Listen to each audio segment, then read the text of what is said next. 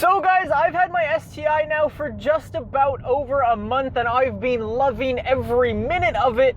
And I thought today we could do a fun little video where I go in and I review the thing. So I wanted to do that today. So in case you're just joining us for the first time on the channel, this is a Subaru WRX STi. It is a 2012 with 59,000 kilometers. I think it's around 36,000 or so miles. It's still under a full warranty, which is super nice. And it has a 2.5 liter boxer engine that produces somewhere around 305 horsepower and some torque figure. Right now, the way the car sits is completely stock. I have no modifications to this particular car whatsoever just yet. So I thought, okay, now is a perfect time to get in there and review the thing before I start going mod crazy with it. So back in 2012, when someone went into a Subaru dealer and bought this car brand new, it cost, thought it was a good car. It cost them somewhere around the dollar figure of $40,000, which is quite a bit for a Subaru. And if you ask me, $40,000 for a car like this is quite a high asking price when you have some slight issues. Yo, bright red limo, that's cool. So like I said, there are some issues with this car. This is one of the least well-insulated cabins ever. It is incredibly noisy in here. I don't know how well it comes across on video, but it's just super noisy in here. You hear so much engine noise, so much road noise, so much wind. It's not very good. Not to mention just about everything in here squeaks and is made of plastic, probably plastic. Because every single thing is made of plastic in here, it just all squeaks when you go over any sort of bump, and it's infuriating if you're one of those people who get really mad at that type of stuff. The other thing that really bothers me is, you know when you want to go and change lanes, and you have a feature in your car where you can hold down the indicator stalk just a little bit, and it goes on 3 times, or you can press it the whole way, and it goes all the way. On this car, it doesn't do that. If you hold it down, if you just press it down like a little bit, it just goes once. And it's really annoying because if you want to indicate like a couple of times, just like 3 times, you have to go hold it down with your hand or press it all the way down and then turn it back off. It's so dumb. Also, I don't have some really basic features in here. Like, you know when you go to open your trunk and you have a little thing that covers up like what's in the trunk? You know what would be nice? A handle that you could grab onto. A car from 2012 doesn't have automatic lights and you need to turn them on and off, and it's really annoying if you're lazy. It also doesn't have one of the best rides. It's quite bumpy. Oh, also, if you are a passenger in this car and you are a little bit on the short side, you can't raise the seat up. I don't know why that's a thing. Why? You spend 40 grand on a car from 2012, you'd be expecting, all right, this is a modern car. Can't raise my seat if you're a little short. Yeah. So you might be saying, well, with all of these issues, why did I spend so much money on a car with all of these sort of issues and things that you'd expect the car to have, and it doesn't have them?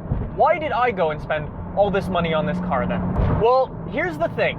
Every single dollar you spend on this car, it all goes into one thing, and that is the driving experience. The way this car drives is what everyone spends all of the money for. The shifter is amazing. The way it's like a short shifter already. It's already got one. The seats are amazing. I guess you're a little on the small side. You might wiggle around a little bit. You can't raise that one over. But other than that, that's amazing. They're leather and Alcantara. That's like super good. That's what all the fancy super luxury Ferraris and Audis and everything have. That's really good. The visibility in this car is amazing. I have this enormous windshield and these huge windows and these huge mirrors. I can see everything around me. The visibility is amazing. It rocks these huge Brembo brakes. Because of that, you have to even be careful about what wheels you get for this car. Just because the brakes are so big, you have to find wheels that can accommodate that type of size. It's also sitting on massive tires straight from the factory. It's got 245s straight from the factory, 18-inch rims, Enkei wheels. You can't beat that. And let's not forget, at the end of the day, it does have 305 horsepower, some torque, a decent turbo, one could say. It's kind of on the small side, but that's the thing, people upgrade. It's fast. Let's also not forget the club you join. When you get one of these cars, you're immediately dropped in to like this Subaru sort of environment, club, crew. I don't know what you could call it, but it's cool. When you see another cool Subaru on the road and they see you, you get this little hand sign and they're like, I know, and it's really cool. These cars are given so much respect, and it's well deserved. These cars are simply amazing. When I bought this car a couple of months ago, the plan was to keep it for a couple of years, maybe until I got my Tesla, and then sell it after that. I have a feeling that won't be happening. Since the time that I got it, I've already fallen madly in love with this car, and I don't think I'll be selling it anytime soon. Oh, another thing that I forgot to mention, it also has a lot of, it also has a lot of driving modes. You can play around with the throttle response, you have manual and auto diffs, you can change where the power goes, you can play around with this car. Jeremy Clarkson said you should drive this car with a controller from a PlayStation, and that is totally correct. When you're in here, it totally feels like that. It is a boy racer's car. It's blue. It has stupid fins on the wing that are totally unnecessary, but make the car just so cool.